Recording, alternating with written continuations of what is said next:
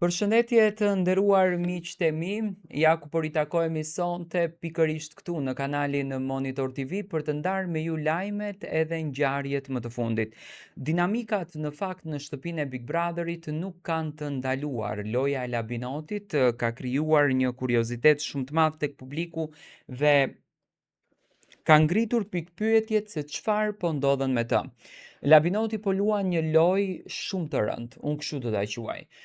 Duke përdor informacione nga jashtë, duke sjell informacione nga jashtë brenda shtëpisë, duke përdor lojën në shtëpi, duke krijuar dinamika, duke krijuar në fakt një lloj loje që quhet si lojë e agresuar dhe realisht është shumë lojë e agresuar.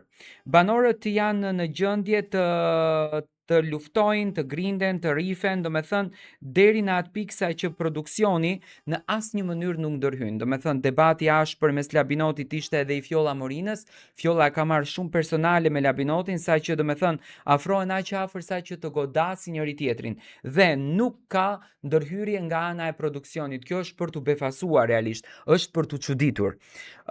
Eliona është një nga vajzat më të zgjuara brenda këtij formatit, unë kështu do ta them. Është 18 vjeç, por ka një mendje që realisht është për t'u marrur lakmi. Një vajzë 18 vjeç që dihet të logjikon, dihet të studion dhe dihet të mendon mirë gjërat. Nuk është se i hedhën gjërat në tokë, nuk është se nuk dihet të analizon, por i shikon situatat në detaje.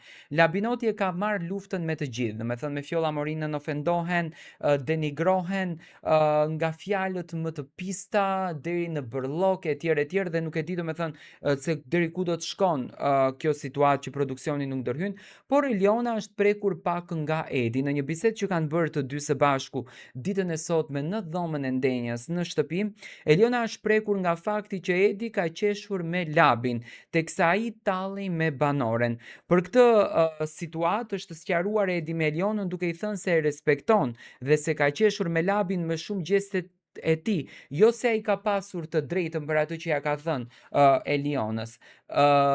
Desha të ta kujtoj tokën e bukës, sepse je duke fluturuar, i tha Eliona Edit në këtë mes. Kam për çka me fluturu, i tha Edi, me ty nuk kam pasur tendencë të keqe, bolleke. Me mua mos e tepro se nuk ja askushi me më tregua gaboj unë, u acarua Edi shumë shpejt. Eliona siç duket po shndrohet në kryefjalën e këtij Big Brotherit, por në fakt këto dy ditët kanë qenë ditë shumë dinamike, sidomos nga Fjolla kundërdrejt Labit, por edhe kundërdrejt Elionës. Labi ofendon Elionën me fjalë të ndyra, duke përfshirë familjen, duke përfshirë moshën, duke përfshirë ofendimet personale për të dhe realisht produksioni këtu nuk ndërhyn fare. E shikoj Elionën shumë të guximshme në lojë, nuk e di edhe sa do të kenë mundësinë ta përballojnë këtë luftën e madhe që po ndodhen brenda shtëpisë së Big Brotherit, por doja të marr mendimin tuaj se si ju e shikoni këtë dinamik të madhe që është krijuar.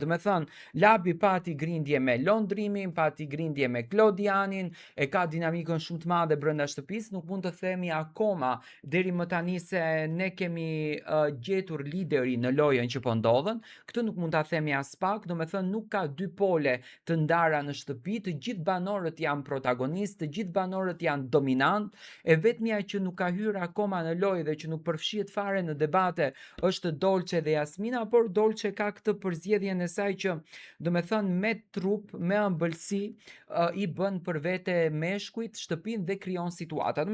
Kemi të bëjmë me një situatë tepër të rënduar brenda shtëpisë, ku Labinoti në fakt unë personalisht e shoh në një gjendje shumë të frikshme.